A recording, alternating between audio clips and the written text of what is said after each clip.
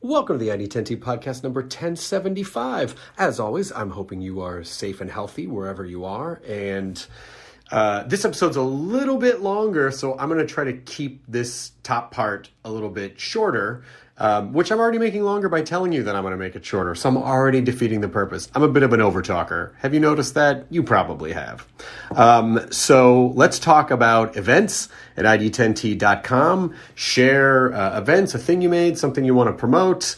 Like Chris, who writes, For the Nomads is a fundraiser set up to help the all-too-important but often unrecognized touring crew members of the music industry, aka the roadies. The crews that build the stages, the lights, the sounds of our favorite concerts have found themselves suddenly out of work with no date of return in sight. Visit forthenomads.org, where you can donate to the fund as well as bid in the silent auction for signed custom gear, instruments, and memorabilia that has been donated by some amazing bands and artists. This is a great cause. Having done a ton of theater shows, they don't just come together by themselves. It is a group effort by fantastic people who come in and make sure, the lighting is there and that the audio is working and the stage is set up and everything, nothing falls on you in the middle of a performance. So all the respect in the world for our music industry and live concert roadies, the touring crew members who make the shows possible. So I really, really, really hope, oh boy, I hope that we're able to start doing that kind of stuff again soon. Events at ID10T.com is how you can get your thing mentioned on the ID10T Community Corkboard. This episode is Mr. Greg Nicotero, who, of course, is an executive producer and director for The Walking Dead, special effects pioneer, genius, owner of great long hair, and an all-around sweet fellow that I've known for a decade now. And I just love Greg. I love his family.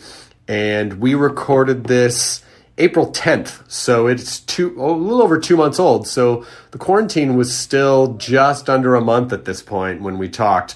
There is no, I'll give you a spoiler you'll want to hear right now, which is I don't have any Walking Dead news at this point.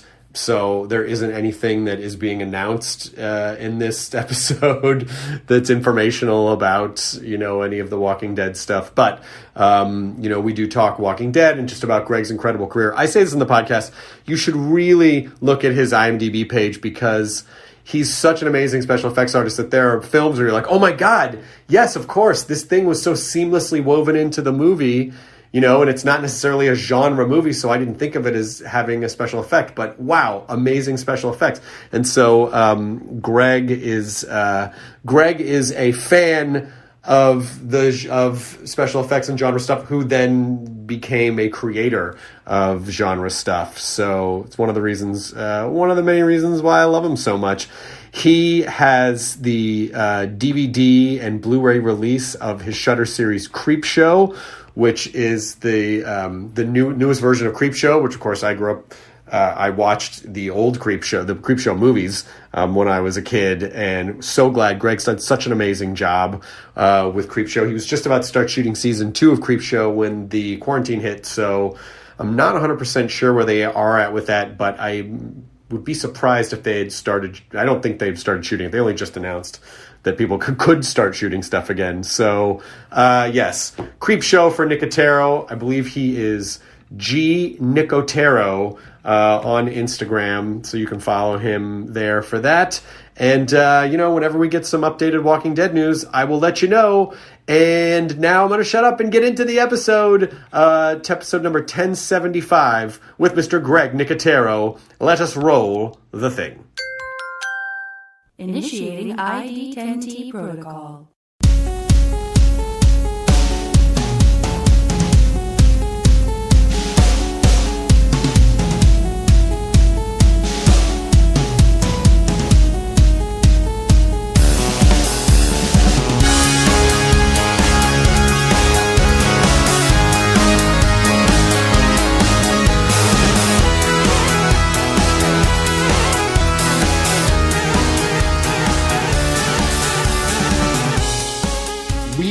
have literally not gone anywhere. We self-quarantined about a week before the actual quarantine. We just sort of felt like this is it for a bit. So let's just be safe. And so we haven't gone anywhere. Like I've gone to the pharmacy twice, and I had to drop some of our dog's poop off at the vet because he had a tummy issue. But again, everything's just in the trunk. Like they opened the trunk, they took the poop out of the trunk, closed it. No, really? And then, like he didn't shit in the trunk. It was in a bag. But then like we've had to pick stuff up at the pharmacy, and it's like, okay, they throw it in the trunk, and then I drive off and have had zero contact with anyone in probably 5 weeks. Wow, that's interesting because out here, CVS, you can still walk in, Ralph's and the grocery stores. It's, I've gone out like maybe 4 times in the last 2 weeks because I have stuff at my office that I need to get after a couple days, so I'll drive to Chatsworth and go to K&B and get a couple things and come back. But it was interesting, I have to say. I went and drove through a Starbucks, and boy, you don't really appreciate the stuff that you take for granted until you get a cup of tea that you hadn't had in a couple weeks, and you're like, wow, it was used to just be you just drive up and do it, and now it's totally a deal. It's so strange, and trying to explain. I talked to a lot of Walking Dead people, and they're like, how come there was never an episode about Daryl looking for toilet paper? I was like, I would imagine that when we start production on season 11, there will probably be some toilet paper in the background of something. And Daryl will sort of look at it and go, and just keep going. I don't know. Well, yeah, that's the thing is that you never, you don't really think about, just because it probably impedes the story most of the time, of like, how are these people wiping their asses? I imagine if you're a whisperer, you don't, or you just wipe it on like walker skin. I don't know what they're doing, or pine cones or whatever. But you're right. I think the last place that I actually went that was non-essential was 5 weeks ago. Again, almost a week before the quarantine, I drove through Starbucks and I got like 4 of the drink that I get because I thought, I don't know if I'm going to be coming back here again for a while. Mm-hmm. And as someone who was, like I had my Starbucks routine every day, my almond latte drinks. That I haven't had them in like 5 weeks, and and it's fine. It's like, look, people are sacrificing real things, not just lattes, No, so, I know. And it's, for me, I'm just curious about, what 3 weeks will look like from now, and what 6 weeks will look like from now, and what 6 months will look like from now. Because, there's obviously the conversations about production and reading outlines and reading scripts and really wondering what that world will look like. I mean, does that mean there'll be less people on set? Is everybody going to be wearing masks? Is everybody going to be wearing gloves? Like, how does our business moving forward change based on all of this? I'm so curious, and no one knows, because I know it's just the uncertainty factor. I was actually, my friend Andrea does a television show that's really funny called I'm Sorry, and she wrote me in for a bunch of episodes this season, and we were literally we were shooting right before it all happened, and then of course the production shut down, and I was texting with her yesterday, and she said the same thing, like, God, I don't know, what it looks like when we come back. And I said, well, it'll probably be a version of a set medic, like taking temperatures of everyone before they come on set, and if you have an elevated temperature, they send you home, and if you don't have a temperature, they let you work, and there will probably be certain guidelines, but specifically in our business, it's all about proximity. There's makeup is in your face, and, audio people and lighting people and other actors. Our business is nothing but proximity. Everyone's smushed together in one. I don't know how, like, if you're shooting a scene, I don't know how people would socially distance, I mean, but maybe it just adds to production time where people set up in stages rather than all at once. I legitimately have no idea either. Well, maybe the Marvel guys and George Lucas had it right. You just shoot actors individually on green screen, and then you stick everybody together like Rodriguez did on Sin City. Yeah, but specifically for what you do, Yeah. I've been through zombie makeup before, and when I did it for the first season of Talking Dead, it took about 90 minutes and a little less than a half hour to get it all off. But like you're right in someone's face, and for the show, you have teams of people making up scores of walkers. So it is that is a tricky, like, oh, how do you navigate that? The core element of our show requires that we are in people's faces, putting shit on their faces. I know it's really a unique. It's a really unique time for all of us, and the not knowing, I think, is what usually, like, if you have to go to the hospital or you have a surgery or something. Usually, the thing that gets you going and keeps you moving is like, okay, I know 6 weeks from now, the pain that I'm feeling now from this surgery or whatever will be gone. So you kind of look forward to kind of erase whatever bad's happening to you at that minute. So it's hard for everyone to sort of look forward. But yeah, because there's no specific, the information seems to change every day, and there's no real specific, it really is the uncertainty principle, which again, I think is sapping a lot of people's creative energy, because I don't know. I think some things kind of tend to need to be in place for you to feel comfortable being creative. Some people strive in discomfort, Some people are able to produce art when they're incredibly uncomfortable. But in general, I think this bubble of uncertainty is kind of clogging the, like what otherwise would be, I'm going to sit down and create some new thing. All of our creative energy is like, well, what is tomorrow going to be like? It's crazy. Listen, I mean, the first week and a half that I was quarantined, because we were set to start shooting season 2 of Creepshow on March 16th. We had shot, we were prepped. We had the episode cast, the sets were built. We had even shot a day 0. We had even shot inserts and some pickup stuff.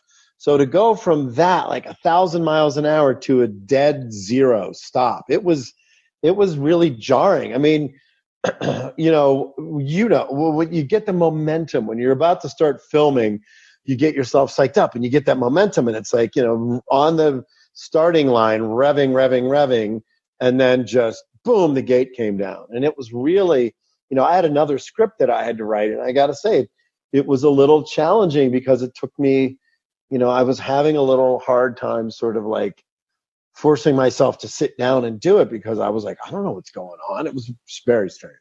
Yeah, but it's, a lot of people, I think, I don't know how different people view the business, but I view it as a business of momentum.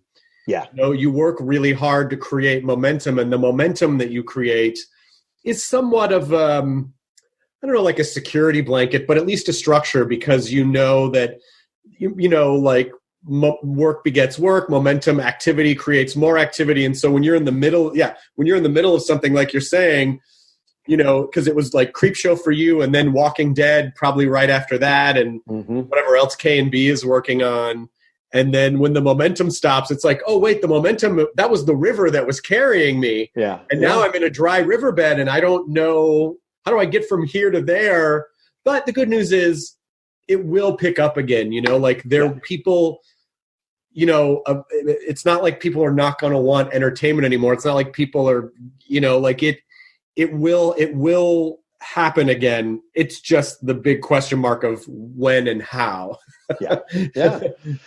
It's listen, I mean, it makes you feel fortunate that, I'm doing a lot of kind of introspection about my career and how I got into it and who I started working with. And, we've been talking a lot about season 1 of Creepshow coming out on DVD and May 19th and a lot of that stuff. But it's been interesting to think about, moments like meeting George Romero for the first time, or meeting Tom Savini, or talking about being in the trenches with other filmmakers, and how when you look to your left and you look to your right, you can't imagine them not being there. So you really start, I've been thinking about Sam Raimi a lot. I've been thinking about all these guys that I've worked with that I haven't, seen recently. But it's just kind of weird to look at my career from this vantage point and think about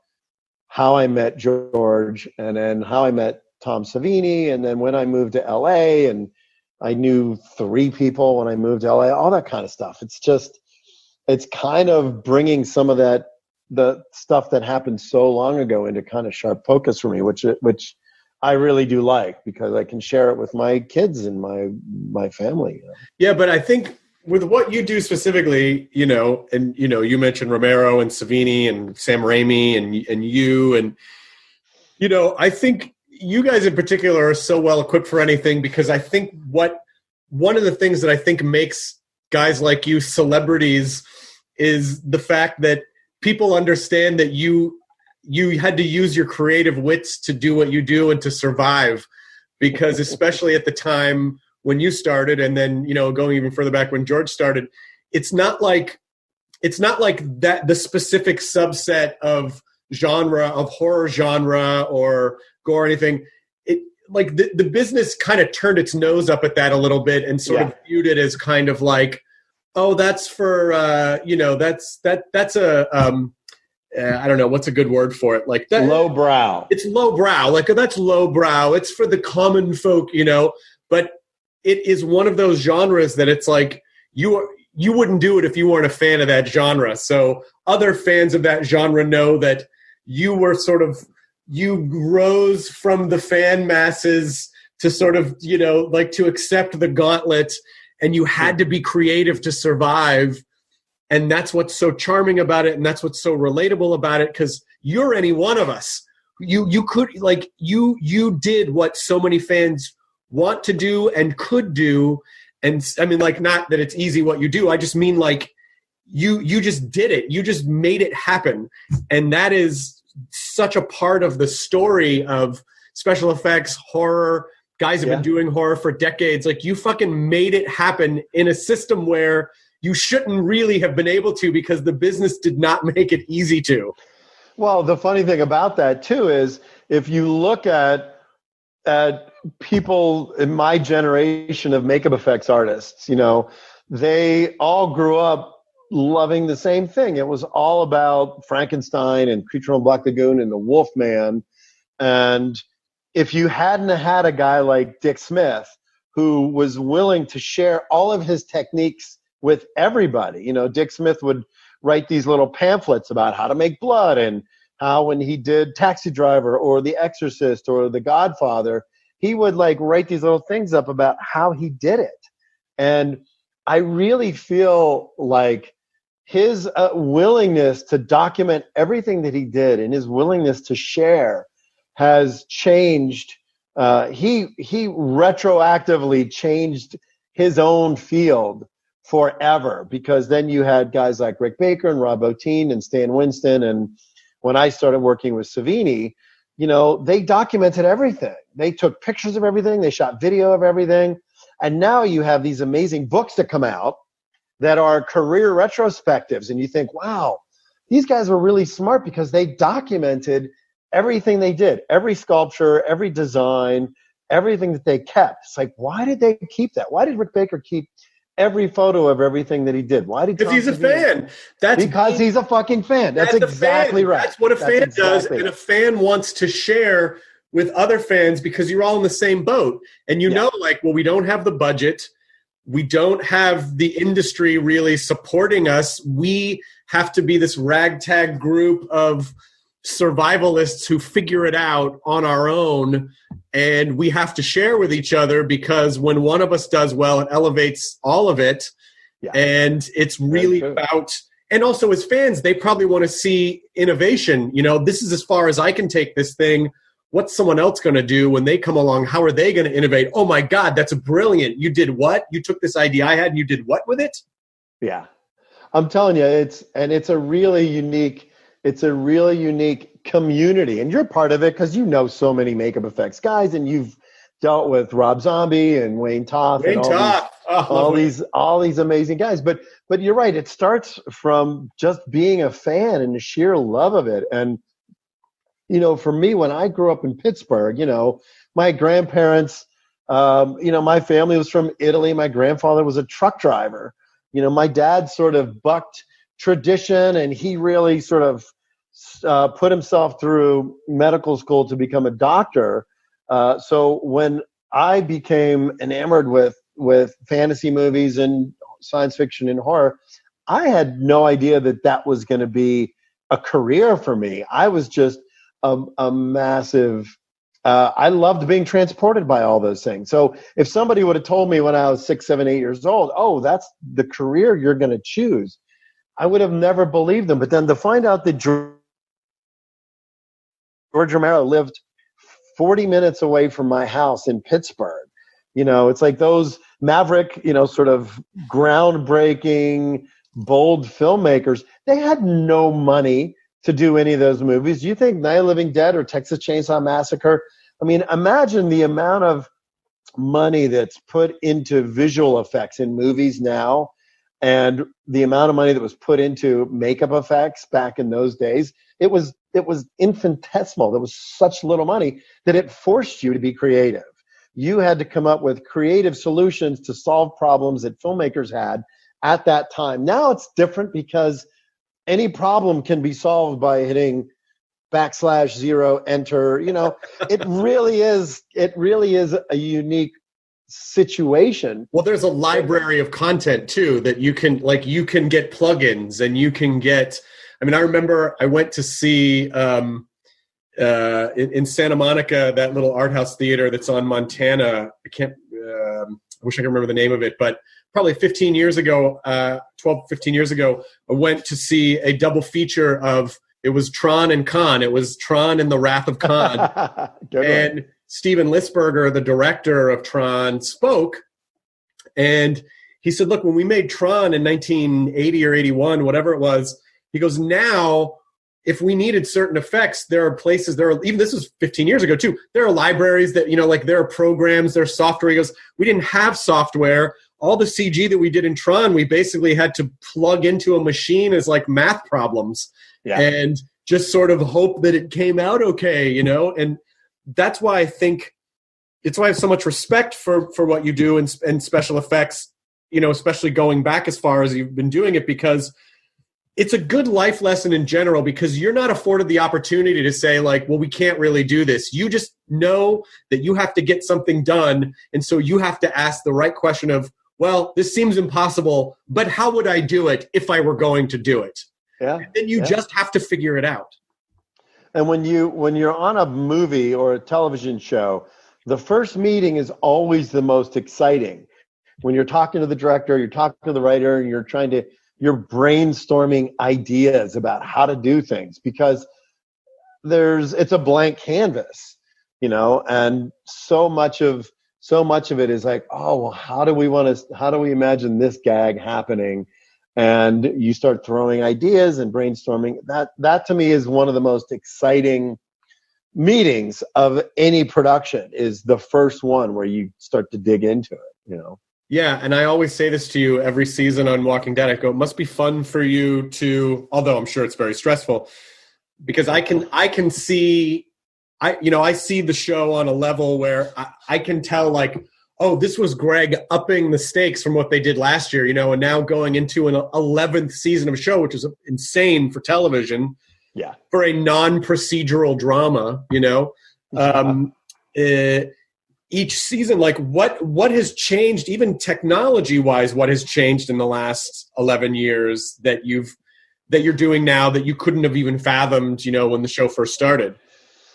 Oh boy, I do feel like the look of the zombies and the prosthetic work that we have done, and we don't do a tremendous amount of digital augmentation on the zombies. I mean, for some of the gags we do, and I think that Aaron and the visual effects team does a great job. And there were instances where, like, the gag where the wire was hooked up to the battery and it cut the zombies' heads off. And I remember thinking, okay, well, there's a practical way to do it. There's a digital way to do it. How wide is the shot going to be? If the shot's close, do we want to make a head?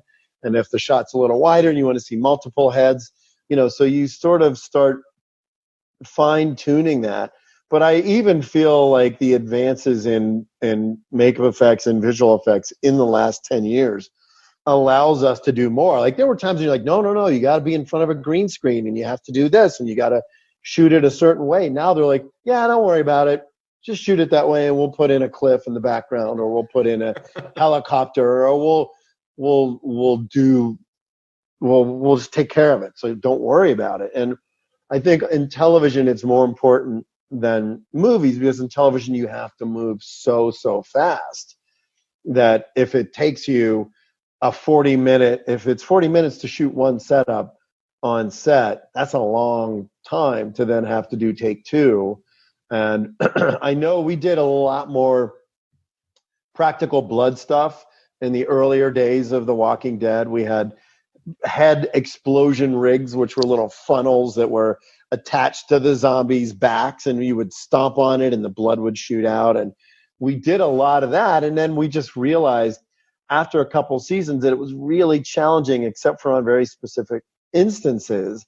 It was challenging because we were moving so quickly that we didn't have time to set up these things we called stomper rigs, which would be a little vest that the zombies would wear. But in the first couple seasons of Walking Dead, when you see those head hits and those explosions, and they were practical, it looked fucking great.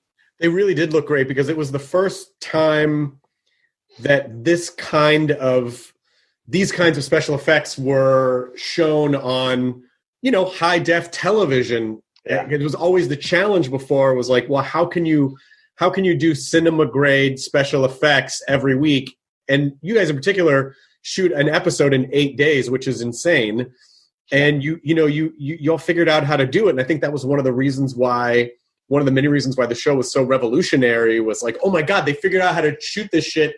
And there's like close-ups of zombies, and it looks real, like that was, I think the show's been on for so long that people forget how groundbreaking that was for horror on television at that time, in a pre-Netflix streaming era where not a lot of places were really doing genre-specific programming yet.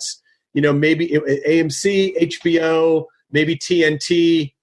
And that was, I think, kind of it, like it just wasn't, it's so widely accepted now, but Walking Dead really helped kickstart that. And it just is insane that how fast everything changed and how different the business is now versus where it was 11 years ago. Listen, what's funny is when AMC released their first look photo from The Walking Dead for season 1, it was that famous shot of Bicycle Girl reaching out towards the camera. Mm-hmm. That was the first photo that was released to the press from the set of The Walking Dead ever. It was the zombies. And then when Drew Struzan did that painting for season 1, it was all zombies. And the show wasn't a zombie show, but everybody sort of marveled at like, wow, look at what we can do. We want the world to see that this is something special and it's something different. So that was what started to pull our audience in. And then when they met Rick and they met Glenn and they met Lori and they met Shane, they were hooked, because they went, wow, that's a brilliant aspect of the show. And now we have all these amazing relatable characters in this insane situation. And I always remember thinking that it was unique that they didn't release cast photos, but they released a photo of one of the lead zombies as a way to entice people to come in and see something new and see something different, Yeah, I mean, it really wasn't. I feel like Walking Dead was really the show that kind of like mainstreamed. I mean, listen, in terms of horror fans, you look back, I think, Zack Snyder's Dawn of the Dead was a great entry into, oh wow, these movies can be super cool and fucked up, and it's not just like grr, or like 28 Days Later or something that really kind of plays with the genre, where the effects are kind of catching up with everything, where it doesn't just look like, oatmeal on someone's face, Which, by the way, we use oatmeal on Day of the Dead. That was what we actually used for the background zombies. It's funny that of all the words that you pulled out of the Oatmeal. air, Well, what oatmeal and latex. for you, from your side of the business, when do you feel like it started to turn? When do you feel like people started to go, oh, this is a real thing. This isn't just an underground cult subgenre. This is like a real thing that people are interested in, that, the business obviously follows the money trail. So when did you feel like that started to change in the business? Was there a particular movie for you? I think it was it wasn't a movie, it was video games. Mm-hmm. I think that the moment that House of the Dead and Resident Evil sort of introduced the third-person shooter game into the zombie mythology, where the player had a plastic gun and the player was responsible for shooting zombies, it immediately put the player into a sense of jeopardy. If you don't shoot all the zombies, you get bit, you lose your life, and then your game starts over. And I think that was, I don't remember, I want to say 90, probably earlier than that, but I remember 98 and 99, I was working with Robert Rodriguez and we were doing Spy Kids, and I had a Sega game in the trailer. So when we weren't shooting, we were literally taking the orange plastic guns and shooting zombies for House of the Dead. Now, I feel like that you go from the first-person shooter video games to the Resident Evil movie to 28 Days Later, then all of a sudden people really realized the thrill of sort of existing in that post-apocalyptic world. I mean, I think Resident Evil 2 had like a 20-minute movie before the game actually even started.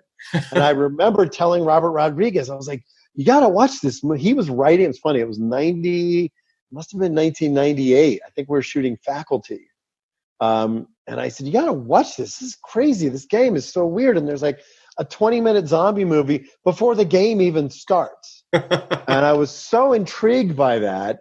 And then, of course, but when they started making the movies, and then Zack Snyder's movie came out, and then Shaun of the Dead came out, all of a sudden, everybody had kind of caught up to the world that I had been existing in since I grew up in Pittsburgh, which is, the zombie mythology.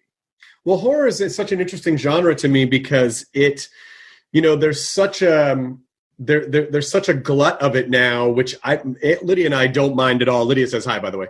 Lydia and I don't mind at all because that's mostly what we watch, and so we, I don't mind that there's a ton of horror. It is interesting though that it is a genre that is sort of like, I don't know, what's the equivalent? It's sort of like, I think the business sort of sees it as like, dropping $1 into a slot machine and eventually you might hit the $1 million jackpot, like the big jackpot.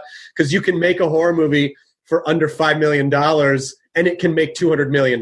Like if you knock it out of the park, if you catch the right wave, they can be incredibly profitable, which I think is good because it provides more opportunity for filmmakers who really care about the genre, but can also dilute the genre with people who just see it as like a cash cow or like a money grab. Well, that's why when you were saying, if you put your dollar into a slot machine and that slot machine hits, the next thing you know, you're going to turn and you're going to look behind you. There's going to be 60 people in line behind you that want to hit the same thing.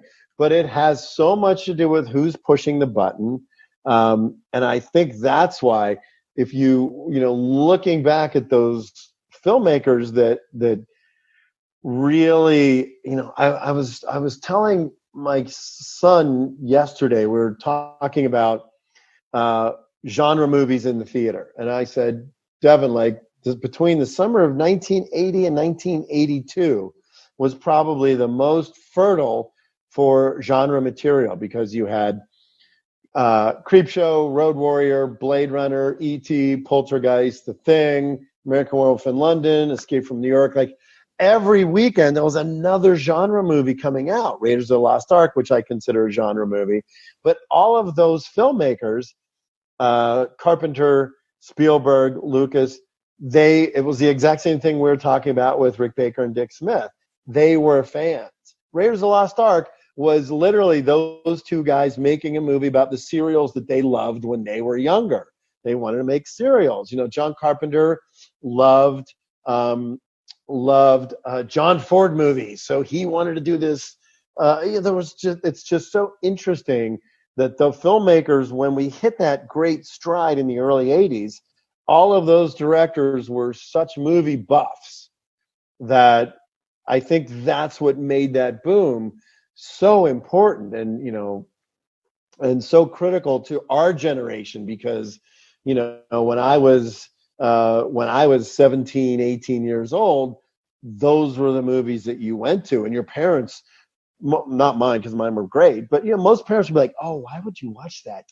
Oh, it's and then there became this sort of stigma with people that liked horror movies. So then you ended up becoming the kid who would take a magazine to school and other kids thought you were weird. And then it became this weird subversive. Like Cinefex magazine or something? Yeah. I mean, all of those magazines where other people would be into football and other people would be into sports and this and that. And then I have, my Famous Monsters magazine.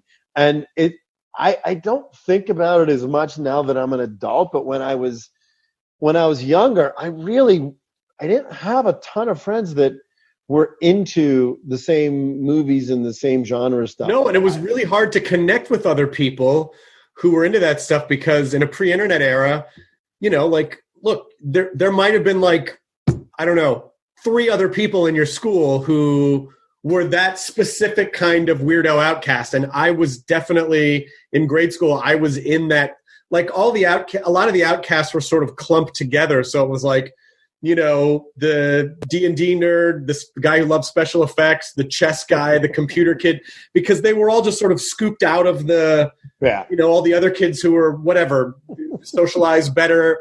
And so, I always, maybe at the time I sort of felt like, oh, it feels weird to be on the fringe out here. But I look back and I think, how blessed am I that I was in this kind of fringe friend group that ultimately I think fostered fertile creative thought, because we didn't, nothing really came easy to us in school and we weren't popular. And so we weren't spending a lot of time worrying about that. We were just into our own shit and we supported each other, even if there were only a few of us. And it allowed the opportunities for our imaginations to grow, and it's funny because there's that scene in Animal House when, in the opening of Animal House where they're trying to pledge to the fraternity and they keep pushing Tom Hulse over into that other room with the other kind of nerdy guys. And it's like, hey, Muhammad and Jagdish and Clayton. And he's like, oh yeah, and you realize that they're pushing the people that they felt, weren't, can't even remember the name of oh boy, I'm definitely in quarantine because I can't remember the name of the Delta house. No, not the Delta, the other house. Anyway, but yeah, there was one guy that I went to high school with that was into the same kind of stuff that I was into. We'd go to the movies together all the time and all that stuff. But yeah, for the most part, it was a kind of a strange sort of solitary situation. And then you'd look at Famous Monsters, and then later Fangorian, you could write in, and fans would write letters in about the movies that they loved, and you were like, wow, other people love the same stuff I love. So you felt like you were part of a community.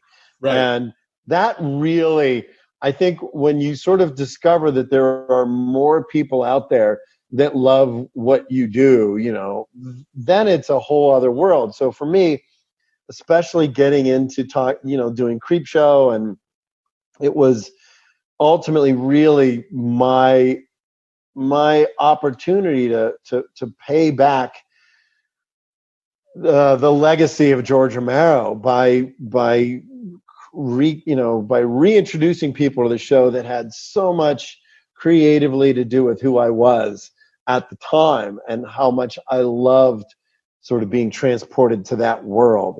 It was so much fun. Well, you worked on Creepshow too, right?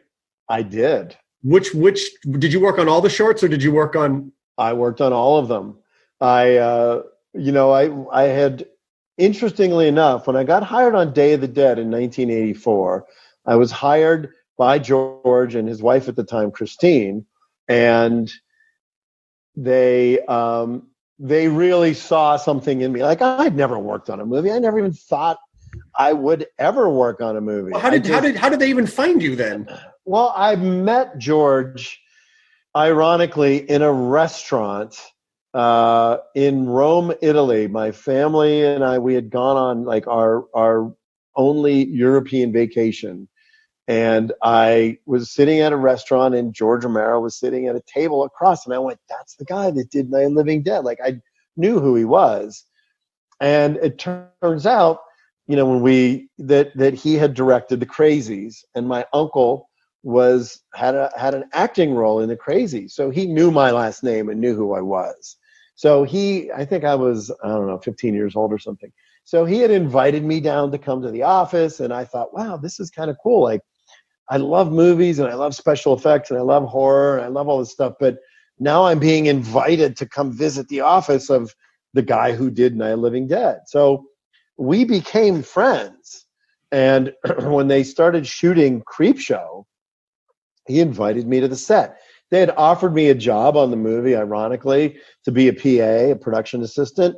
And I was like, yeah, I don't think I can do that because, you know, I'm supposed to go off to college and I'm going to study biology, and I think I'm going to go into medicine and, you know, whatever. But I became friends with George, and subsequently that's where I met Tom Savini, was when I was on one of those visits to the set of Creepshow. Now I knew who Tom was because Dawn of the Dead had been out, Friday the 13th and The Burning and The Prowler and Maniac and all those super gory movies that came out unrated. So that's how I met George.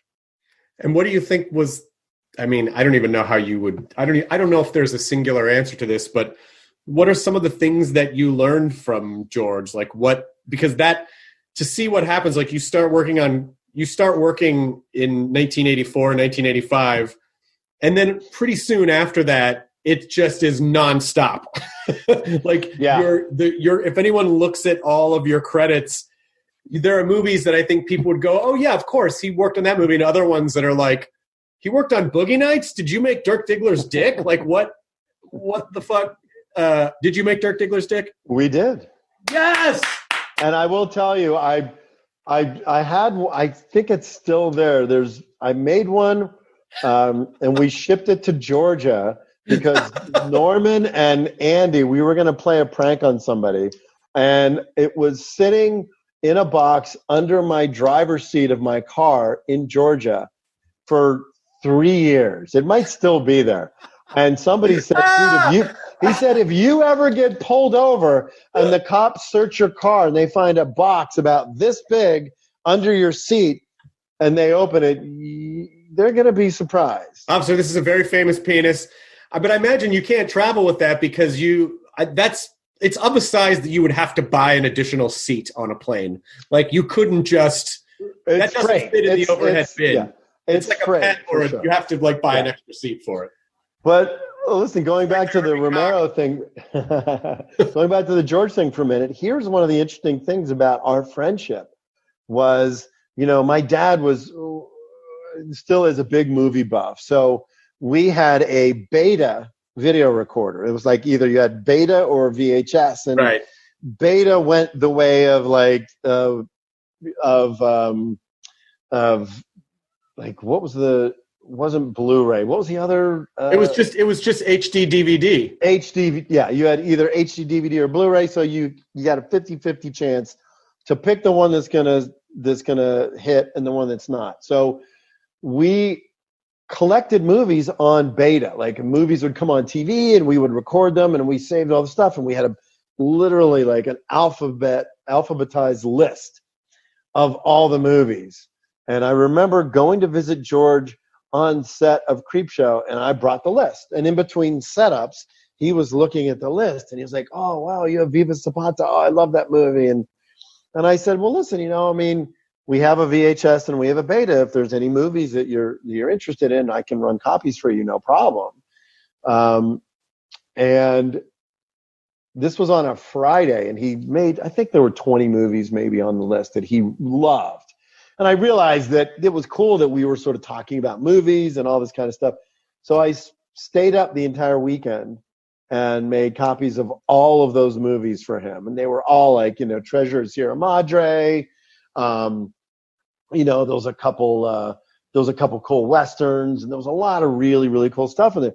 And then Monday morning, I went out to the Creepshow set, and I showed up with a box of VHS tapes for him, and I handed him, and he went, "You did all those? Like, did you even sleep?" And I was like, "No, come on, man.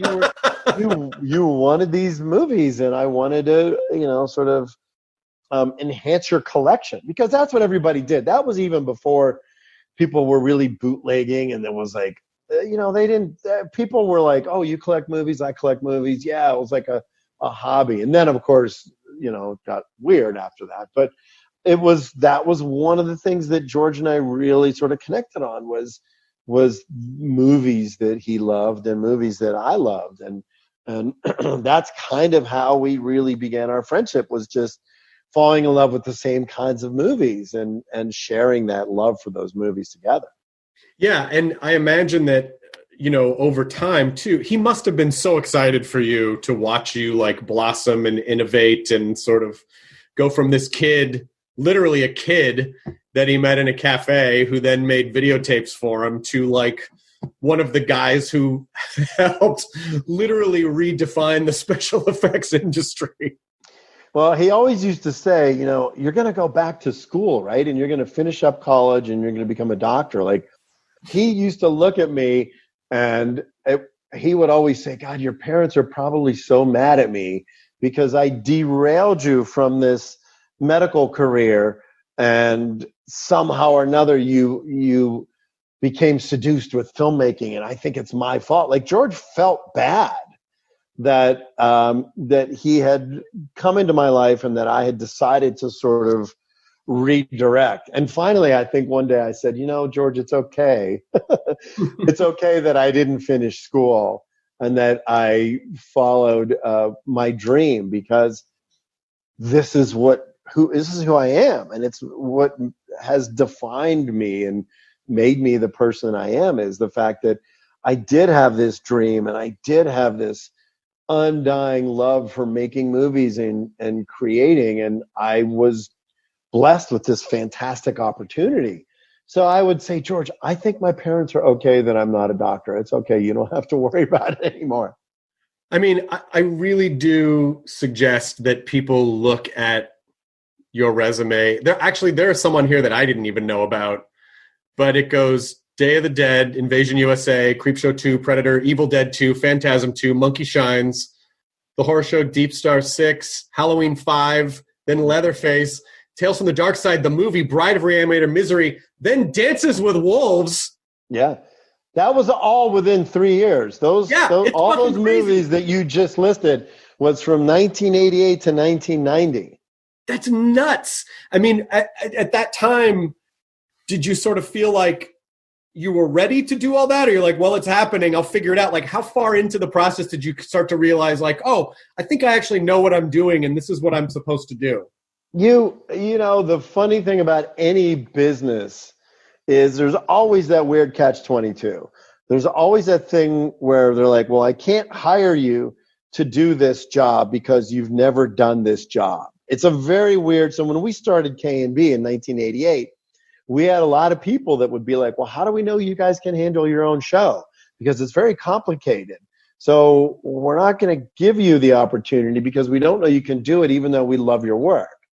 And that was a really strange, I didn't understand that theory and that thinking. And it was after we did Evil Dead 2 and we wrapped, I flew back to Los Angeles. I did Evil Dead 2 and then Creepshow 2 and then came back to LA and got a phone call the following February from Scott Spiegel. Scott wrote Evil Dead 2 and he said, "Hey dude, I'm doing this low budget movie called Intruder. And I need some kid that can do the effects in his garage because we have like $2,000 for all the makeup effects."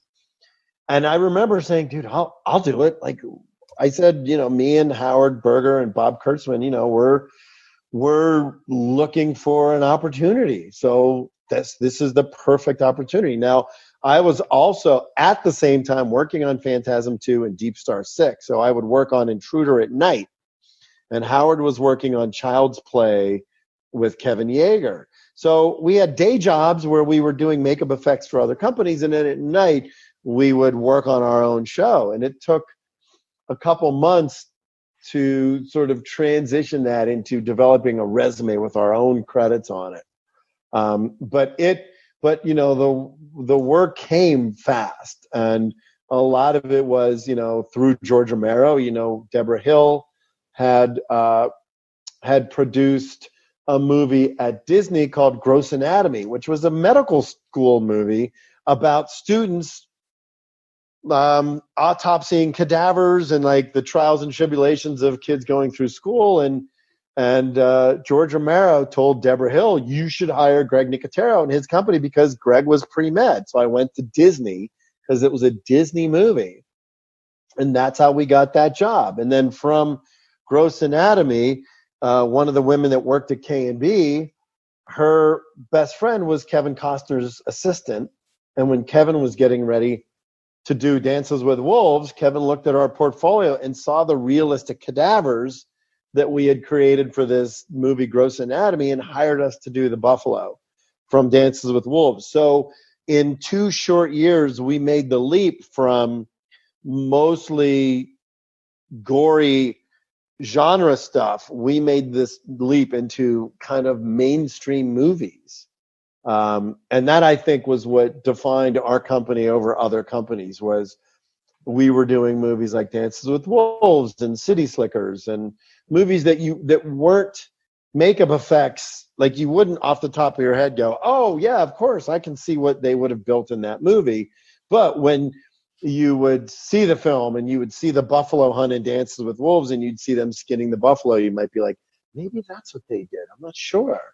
Yeah, but that's also you're being flexible, and it's like we can do effects at any level for any genre.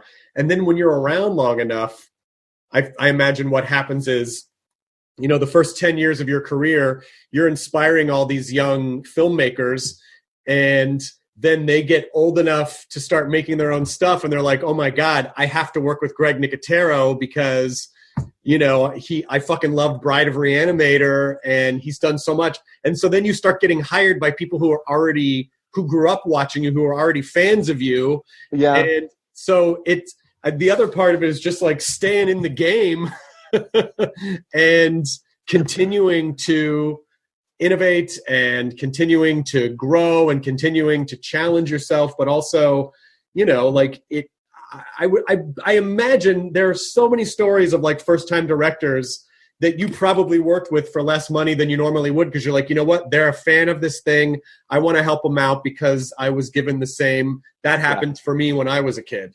It happens a lot, and still to this day. You know, we did a movie 2 years ago with Mick Garris called Nightmare Cinema, and it was an anthology movie. Joe Dante directed one. Mick directed one, David Slade directed one. There was 4 or 5 stories, and they didn't have any money. And it wasn't about the money. It was about, like, you know, we like being a part of a lot of those projects and working with filmmakers that inspired us or that we want to be a part of. And I think that's something really nice that Howard and I have been able to do with K&B since 1988. You know, I mean, it's 30. We had our 32nd year anniversary in February. That's K&B's crazy. Been around for 32 years. But also working on these films that aren't necessarily like horror specific or fantasy specific. There's so many elements that are like stars of a movie. Like, you know, how many people talked about the hobbling scene in Misery? You know, those are the elements that, especially when they're done realistically in a setting where you wouldn't normally expect them.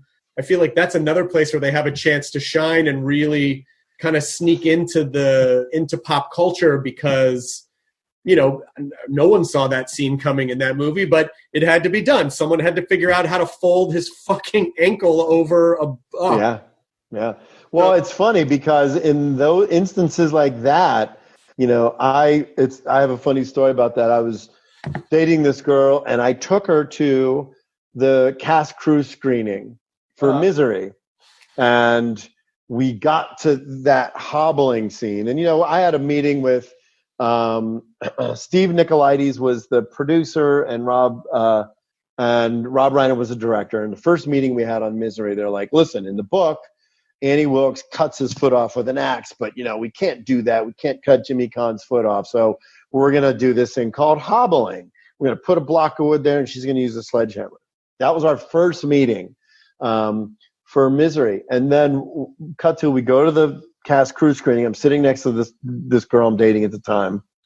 And the scene's about to come up and she gets really anxious, and Kathy Bates brings the sledgehammer up and and I lean over and I said, please don't scream. Rob Reiner's sitting right in front of us and I don't want to be embarrassed. Like I was more worried about being feeling awkward. Right. So of course the sledgehammer comes up, the sledgehammer goes down, she screams bloody murder.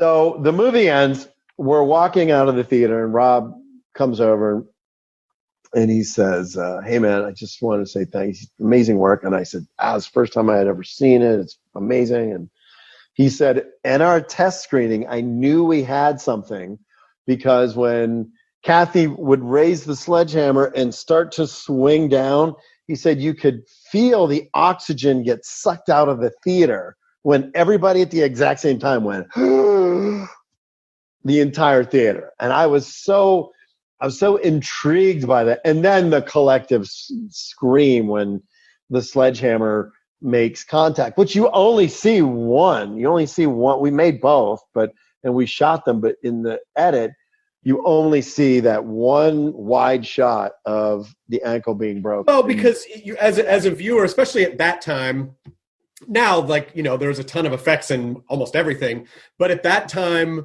there's that feeling of they can't possibly, and then you see it and it's so visceral.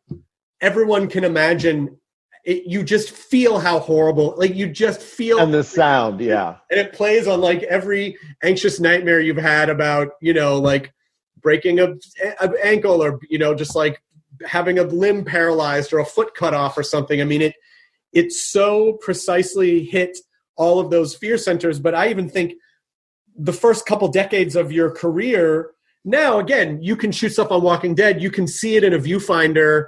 You can see the green screen stuff in the background. You can see stuff right after you shoot. You can take a look. But you're shooting, when you first start out, you're shooting stuff on film. You don't know how it looks. You're sort of hoping that when they develop this, I think this probably looked okay, but I guess we won't know until it's too late. Yeah, listen, video playback, But there's something that you just reminded me of. I think one of the really significant aspects of Hollywood in the 70s was the ratings board and Jack Valente. And you had those situations where the ratings board was dictating what people could watch and what people couldn't watch. So I'll use Dawn of the Dead as an example. When Dawn of the Dead came out, they were like, this movie's too gory. We're not even going to give it a rating. You can't have an R rating. It's unrated. And George, at the time, he refused to accept their determination. So they released Dawn of the Dead with no rating. And they had this little thing that says there's no explicit sex in this movie. However, there are scenes of violence. So I really feel like in the 70s and then mid 80s up until probably, maybe even 1991, 92. I'm trying to think of when we did Casino. It would have been up until the mid 90s. The ratings board censored everything that was done. And I think that instilled this sort of rebellious nature of filmmakers. They're like, oh, well, you think I can't show that? Well, watch this. And then they would do it even more. You had guys like Stuart Gordon and and Sam Raimi, who just did these absolutely outrageous movies, Reanimator, Evil Dead 2, all this crazy stuff. But I think a lot of it was done because there was a time, and people today, I don't think they would even think about it, because imagine a ratings board for Netflix. Like, it's almost, you can watch anything you want now. But when we were kids, even a garden variety episode of Walking Dead would have been almost unreleasable in the 80s. Yes. Like, they never would have. Some of the shit you guys are able to do on that show now is, and I think that was the other thing of like, oh wow, they can do this on television now. But I mean, I do think though that kind of the nature of having those films unrated, I think lent to the sort of underground, I agree, easy element of people who were counterculture, who were like, oh fuck that, I'm not, like the machine, the man says I can't watch this, fuck that, this is awesome, this is real, this is authentic, this is punk rock film. I mean, it really was like punk music or film. And I think that kind of, I mean, not that I support censorship, but I think that kind of censorship at that time, the creative censorship, did lend itself to helping to build out the superfan community of like, this is our thing and it's special and we're all a part of something special. And thank God it's rejected by the mainstream, because fuck mainstream. And I'm sure there are people who are like hardcore original fans who are probably irritated that the stuff is mainstream now. They're like, oh, it's sold out, Of course, because it's perceived as a sellout. Yeah. But also it was like, there was always that little bit of like, do I really want to watch this unrated version of some movie? Because if somebody's telling me that I shouldn't watch it, maybe it's really fucked up. And it kind of, but then you're like, oh yeah, I have to see it. And you're right. That created a whole new subspecies of super fans that would, we're not even getting into the boom of the VHS world, where you would go to the video store and you would look in the new releases and you'd find the previously unrated. But like we were saying earlier, you had to work for it. Like, it wouldn't just land in your lap. If you wanted the unrated version of something, you had to find it and you had to make that choice. And I think the people that made those choices to watch those uncut, unrated movies, look at Quentin Tarantino for crying out loud. I mean, the guy was born literally to be that guy in the video store. And you had to go in specialty shops though. You had to go to like a Vidiot's or a Rocket Video or like some kind of weird place to Blockbuster wouldn't have them. Yeah. No, exactly. So you had to hunt down and those were basically the forums. Like those were the subreddits of the old days, was like going to like a Vidiot's or a Rocket Video or something and meeting other people who were also fans and trading videos. And like, it was that community, but it took a lot of effort. Now it's very easy to acquire content, but it did take a lot of, I mean, even the fact that you had to make VHS tapes for George Romero, it's like, oh yeah, where else would he have just seen anything that he wanted to on demand? You wouldn't. And that was in 1980. You wouldn't. They would have had to have been movies that you recorded off of television, because back then that's where you would get all of your movies. You would record them off TV when they would play them, and they played a lot of great movies. But yeah, and with the success of HBO and then the launching of like Cinemax and some of the grittier ones, they needed content for those. So those are the places they could dump off, the more crude material by standard definition. And then that's where people like me saw these great, I mean, I've told the story a million times, but the first horror movie I ever saw was Phantasm, Halloween night in 1970, whatever it was, 9 or something, and my parents were out and I was with a babysitter and we watched and I got to see Phantasm on HBO, and it fucked me up and changed my life. And like those places, the need for content really helped create a playground for people who wouldn't otherwise. It was just harder to come by shit back then. You really had to seek it out. Yeah.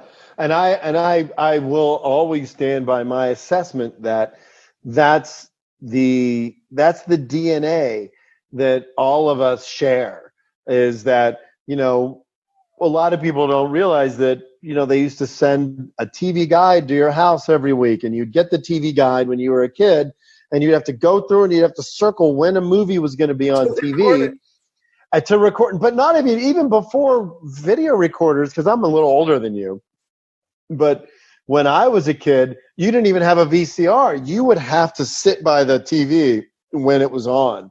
And if you missed it, you were screwed. So, your mom would be like, Greg, take out the trash. I'm like, but King Kong versus Godzilla is going to be on in 10 minutes. Or you would plan your time around when you needed to be in front of the television. And that goes all to that seeking it out. And that's the common thread that every single filmmaker has, which is when you work for it, it's more personal to you. Yeah, like that on Friday nights there's going to be a creature feature or some type of a kaiju movie or Tales from the opening to Tales from the Dark Side still freaks me out. And all they do really is just like show the negative of the film. Yeah, in a terrible 80s digital 80s like a video. Oh, it's video. Yeah, they just show you the photo negative of it, and it's so simple. But in as much as obviously it's fun to create very complicated effects, I mean, I have a great respect for just the simplicity of like flipping one little switch and it like just something like that. Oh yeah, that was an incredibly expensive thing to do, but even just that little flip totally created a vibe. I'm curious to know like what your feeling is on showing scary stuff versus not showing too much, the balance. Because obviously things that come right at you at the screen can be scary, but it can also be scarier when things happen out of your field of vision, which I know initially was done for budgetary reasons, but also really creates psychological drama. Yeah. Well, I think sometimes budgetary reasons and other times because, using like Alien as the perfect example, Ridley Scott was like, oh, it looks like a guy in a suit. I can't see too much of it. So I'm going to use very small snippets of footage to put together to give the audience an impression of what this creature is. There's two sides to the coin, because one of them is I sort of like leaving it to your imagination, because I had a very, and still do, very active imagination when I was a kid. I would close my eyes in movies a lot because I was afraid of what I was going to see. And there were movies that I would have to see 3 or 4 times before I could get up the nerve to watch it. And when I finally did, I realized that what I imagined in my head was far worse than what they had actually shot for the movie. And it was really interesting because I used to get myself really like freaked out, so much so that I couldn't sleep, and I would sit in my room and I would put the light on and I would read book after book after book until I would fall asleep with the book in my hand, and my mom would come in and turn the light up. That's how she knew that I had seen something that was scary when I was young. So, oh my God, we've already been going over an hour. Greg, I could talk to you for 3 more hours. I know. That's why I was asking. I want to make sure I don't screw you up. No, you're not. You're fine. I have a guitar lesson at 3:30. I've been taking guitar and piano lessons via FaceTime. Good. So I'm just going to hit you with a couple of there's still like 5 more things that I wanted to ask you about. Okay. So we'll just sort of go through rapid fire to sort of see like, what we can. I know I'm not necessarily a very good rapid fire guy because I tend to. Yeah, but it's fine because I'm very interested in all of your stories. So I'm fine with that. Okay.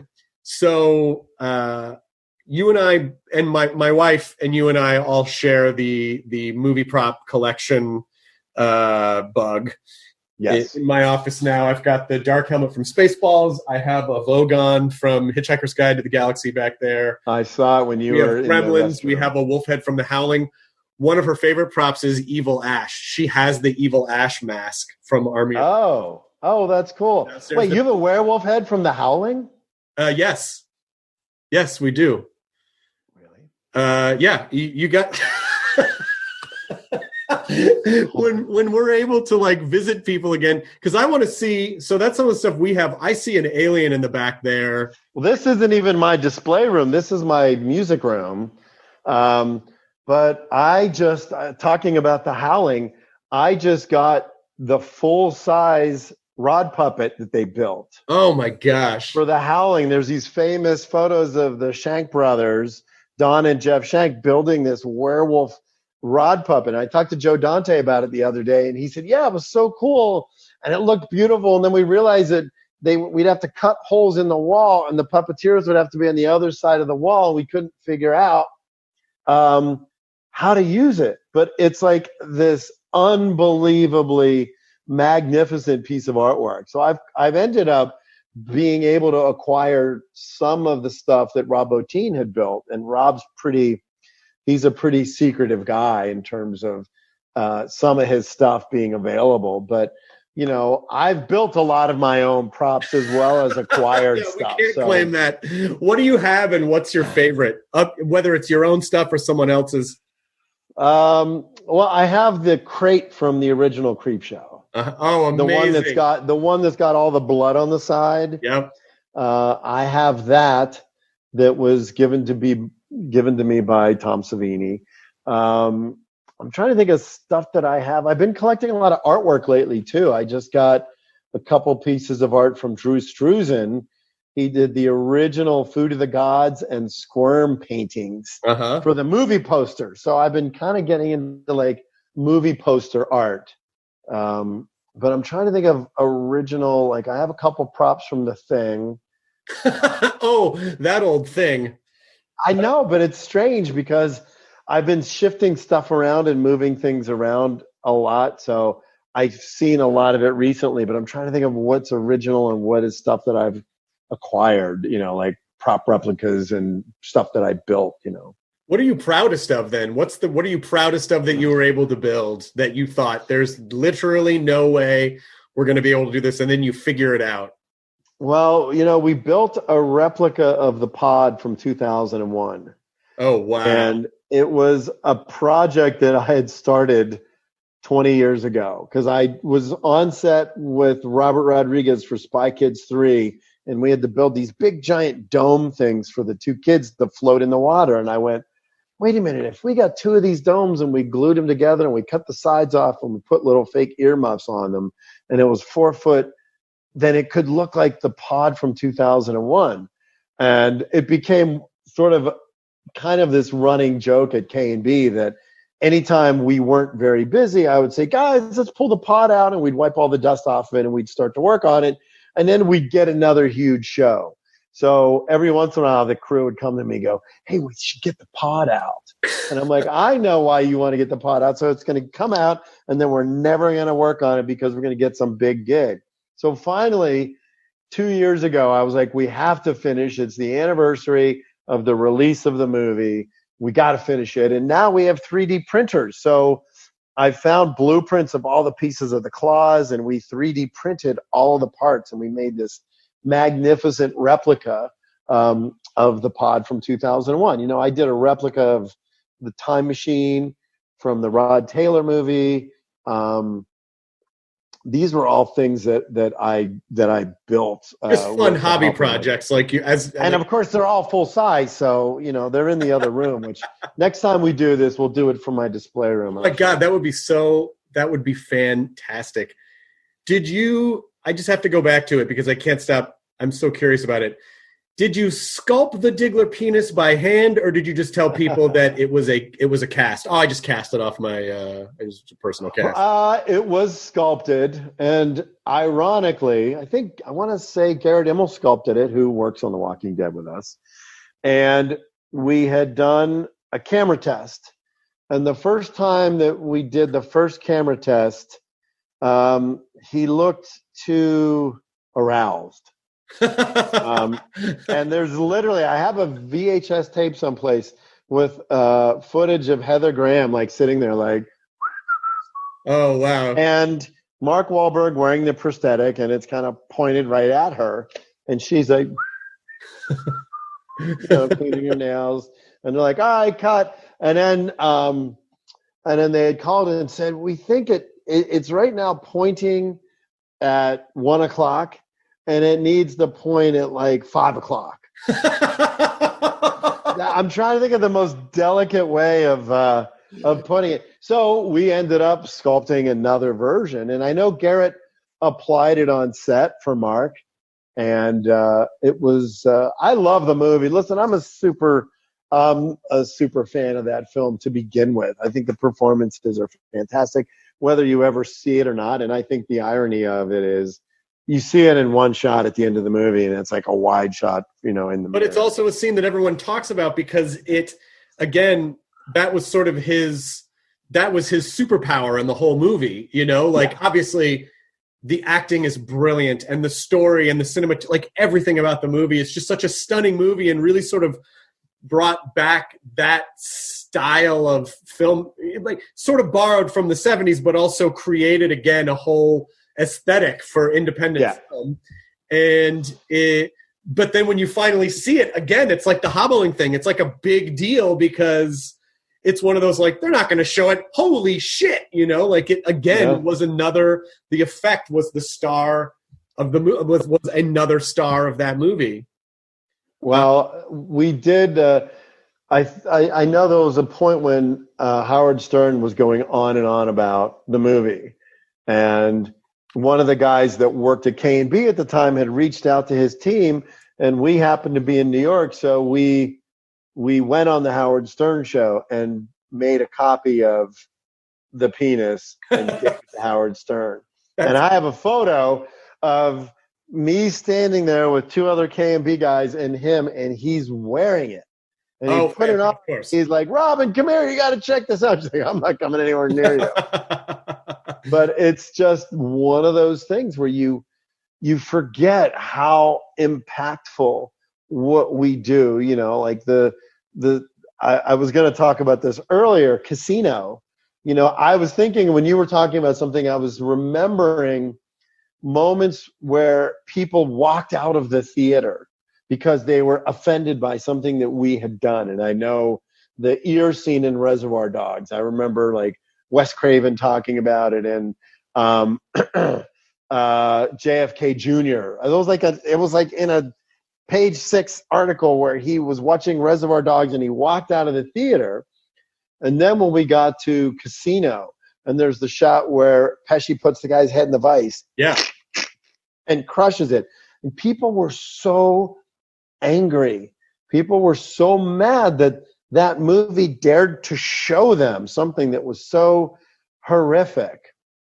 And that bit sort of helped put our company and that movie, it made that movie, in a lot of instances, the brutality of it was part of the story, was a character in the movie. And I remember flying to Las Vegas at the end scene where Pesci is killed and his body is thrown into the grave and they're burying him alive. And we made this full-size dummy of Joe Pesci that we had arm movement and head and neck movement and a tube in the mouth.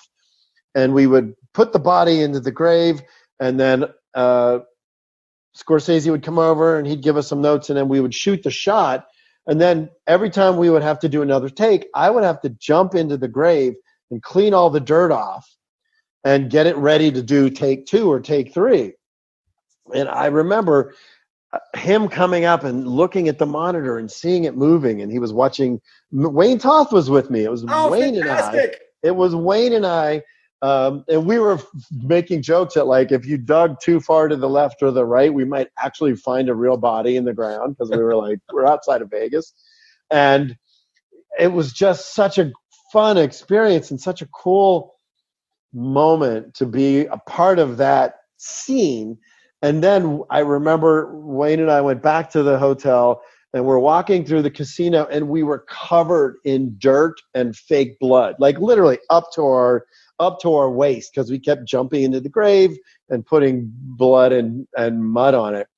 And I leaned over to him and I went, how many people do you think walked through this casino before us, covered in blood and mud, that they had really just buried somebody in the desert? It was just so weirdly random. But that reminded me of that story when you were talking about, like, sort of the taboo nature of it, because there was that group of people that would get either, number one, would get angry, or number two, when you think about Reservoir Dogs, you never see Mike Madsen cutting the ear off. The camera pans away, and then Mike Madsen walks into the shot holding the ear.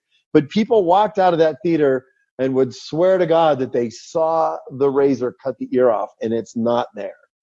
But you just reminded me that early on in the run of Talking Dead, you gave me one of Daryl's ear necklaces as a birthday present. I have it sitting over here. Yay! I'm very excited about it.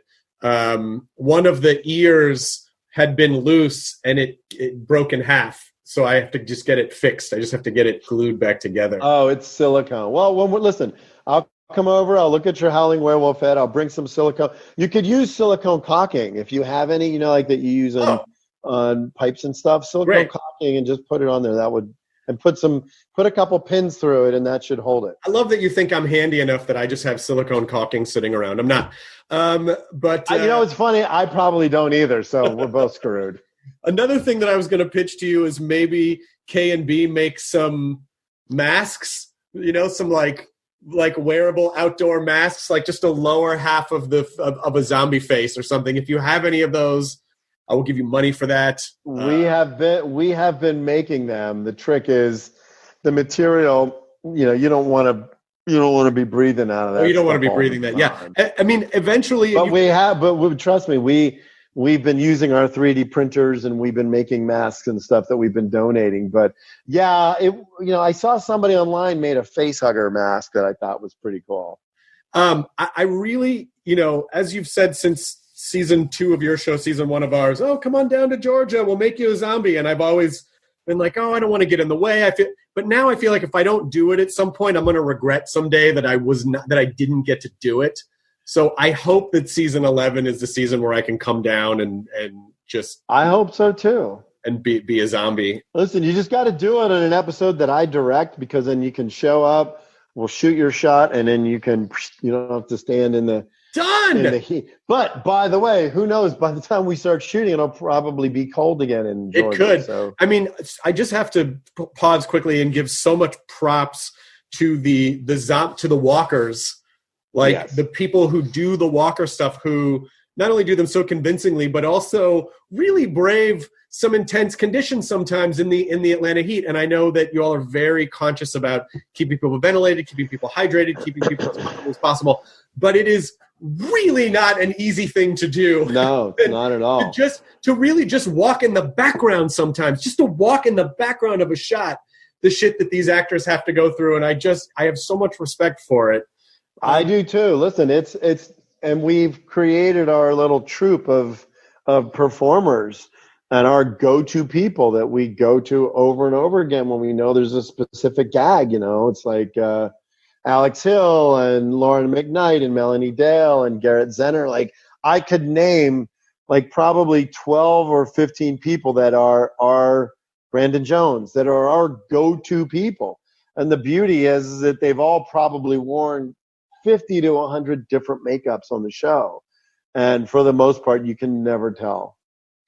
And as much as you're allowed to say, and certainly you don't have to if you can't, but I just, the last episode of the last season obviously got pushed a little bit just because of everything that's going on. But just for people to understand a little bit, and I think that the sense that I got is people were very understanding because of all the serious shit that's going on in the world. Right. But the idea of like, look, we had to protect our effects people. The show is very effects heavy. So people just couldn't go into work. We had to keep them safe and distance themselves just so people understand a little bit. So it's not like, what, they couldn't be on their computer? What is a little bit of the process of like, this is why we needed to keep these people safe. Well, listen, there's more to it than just finishing the visual effects. Usually what happens, and I think I posted something on AMC's Instagram when somebody went, wait, I don't understand. What does post mean? Because when the press release came out and they said they're still not finished with post, and people didn't understand that. So I wrote in and I said, post-production encompasses a lot of different things. It's visual effects. It's also color timing so that you can adjust to make sure that every shot from a scene. The color looks the same. It's quality control or quality check. Because, once you do all this work, then people have to go through and look at the episodes with a fine-tooth comb and go, oh, I see a Starbucks cup. Oh, there's somebody's phone in their pocket. Stopped doing that, it turns out. There's somebody's phone in their pocket. It's funny. There was a picture from episode 12 of Ryan Hurst on set with Thora Birch, and it was a behind-the-scenes photo. And Ryan's phone was in the pocket, I think, of his jacket. And so many people went apeshit about it, like, oh, my God, look at that, his phone. And I was like, guys, it was behind-the-scenes photo. But so there's a lot of steps that you have to go through. And because of the way the show is shot and the fact that it takes time, you have to edit it. And you also have to take care of all the other episodes prior to the finale. So by the time you get to the finale, you're just about to catch your breath. There's visual effects that have to get done. There's sound effects. There's mixing. There's music and audio. There's quality check. There's color timing. All of those things have to happen. So it's not just about 2 or 3 people sitting in a room at a computer doing visual effects. There's a lot of other little nuances that usually those happen up to almost about 3 or 4 weeks before the episode airs. Mm-hmm. So in this particular instance, episode 16 was right up to that mark, and we just hadn't gotten the episode over the finish line. So it wasn't a situation that any one department was holding us up. It was that there are a series of steps that have to be done in order for the episode to air, to follow FCC guidelines and all that kind of stuff. It was the right thing. It's kind of complicated. No, it was the right thing to do. And again, we didn't have a Talking Dead episode for an incredibly pivotal episode because it was more important to err on the side of safety. This was before the official quarantine, but a lot of productions were going dark, and it was like, we just can't take a risk. We don't know enough about this thing. We don't want to put anyone in harm's way, or God forbid they take it home and pass on. Like, let's just be safe for now, as safe as we can, and we'll figure this out later. But I do have to say, the last 3 episodes that did air all could have been finales in their own right, because of how, the show just moved so beautifully this season. And I'm so excited. And I don't want to give anything away in case people aren't caught up, but there is a reveal of a character that was very exciting to see in the preview footage for the next episode that will air. And it will air eventually. And, I'm sure we'll be there too for Talking Dead to talk about it afterwards. And, Greg, I adore you. We've been on this weird journey together for 10 years now. And, you and your wife and your kids, and it just, I don't know, you feel like an extended family to us, and Lydia loves you. And, I love seeing you. And I really hope that we get to hang out in person sometime soon. Is there, as we're wrapping this out, is there a particular person that you're inspired by right now, or a thing that is inspiring you right now? Like, when you are tapped so much to be creative, where are you finding inspiration to sort of fill those, to replenish those creative resources? It's interesting because I've been playing my guitar a lot, which has been great. I love when you post guitar videos. You should post more. I know, I haven't posted one in a while.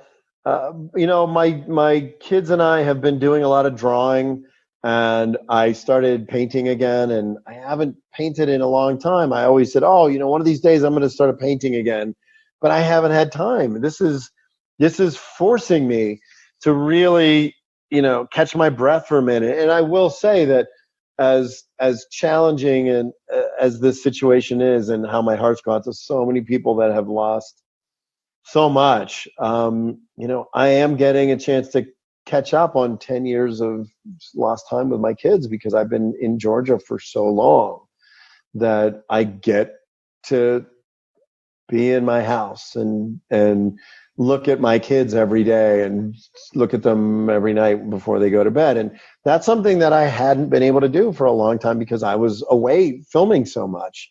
So I'm kind of because my kids are 14 and 17 and Devin's getting ready to go off to college, I'm Yeah, he's kind just of like, a dude now. I remember when he was a little kid. He's like a dude. he's way cool. He's way cool and super great. But it's interesting because I'm getting this moment right before he goes off to college to really sort of exist with him. And That's really nice because you will be busy again, and he's going to be at college, and so at least that's, like in these kind of shit times, finding the nuggets of joy and any kind of hope and positivity is very important, and that is definitely finding something positive amidst all the negative stuff. But again, I have so much respect for what you do. I think me too, dude. Hardcore, but hardcore special effects people, you guys problem solve. Like, you figure out how to do shit when most people will go, it's not possible. You make the impossible possible, and I think that is such a great lesson for life. So I appreciate you. I appreciate what you do, and thank you for spending all this time. I really hope to see you soon. But you make people laugh. See, I'm not that funny. I think I'm funny, but I'm not that funny. I mean, no, maybe I'm a little funny. But listen, I mean, I would say the same thing to you, dude. I mean, especially in this time, this day and age where you really need that sort of sharp wit and somebody to just be accessible and charming and out there. So you're doing your part too, my friend, and I'm grateful to you and your friendship. Thank you for letting me be the weird cousin of Walking Dead. I always imagine I'm the cousin Oliver, just like the weird cousin. I love that you've used cousin Oliver a lot. He's just like, where the fuck did this kid come from? And I had the same bowl haircut when I was a kid. I got to show you something before I run away. Hold on. Okay. I just remembered. I feel like this is going to be a prop. Oh my God, what do I see in the background of Nicotero's office? I see some concert posters, a little spin-it piano. I see an Aliens upright shooter game, like an arcade game. I see an alien, like a full alien. Oh my God, look at that guitar. Holy shit. Oh, it's the Haunted Mansion guitar. Oh my God. Look at the back. Oh, it's the wallpaper on the back. I got God damn it. It's gorgeous. Do you play it? I do. You know what's funny? There's no pegs for the strap.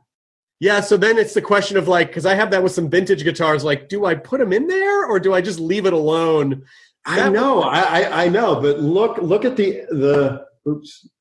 This is number 12 of 13. God damn it. That is fucking amazing. And it's got a little Prince curly Q on it too. Yeah. It's and then there's the inlay on the neck. Oh, it's gorgeous. Look at him. How does it play? It's great. Oh my God. It's a great guitar, but it's been I had all my guitars out on stands, and then I think Slash or somebody was like, why are all your guitars out? You should put them in your cases and stand them up. They'll last longer. And I went, oh, and I ran and I put all my guitars away except for maybe 3. Yeah, I guess when Slash gives you guitar advice. Thank you, Greg Nicotero. Thank you, sir. I love you. I love you too. Well. When I said hi. You too. Okay, bye. Bye. ID10T scanning complete. Enjoy your burrito.